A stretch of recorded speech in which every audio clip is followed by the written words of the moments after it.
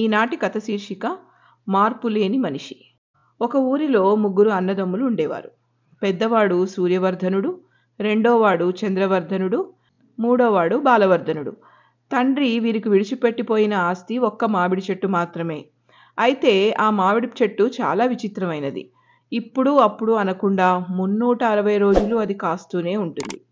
ముగ్గురు అన్నదమ్ముల్లోనూ ఒక ఇద్దరు ఆ చెట్టు కాయలు కోసి పట్టుకుపోయి ఊళ్ళో అమ్ముకురావడం, మూడోవాడు చెట్టుకి కాపలా కాస్తూ ఉండడం, ఇది వాళ్ళ ఏర్పాటు.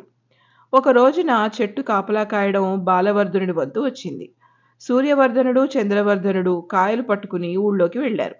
ఆ సమయంలో వృద్ధుడైన ఒక సన్యాసి ఆ చెట్టు వద్దకు వచ్చి, నాయనా, నాకు ఆకలి దాహము అవుతున్నది, ఒక్క మామిడికాయ ఇచ్చి పుణ్యం కట్టుకుంటావా అని అడిగాడు.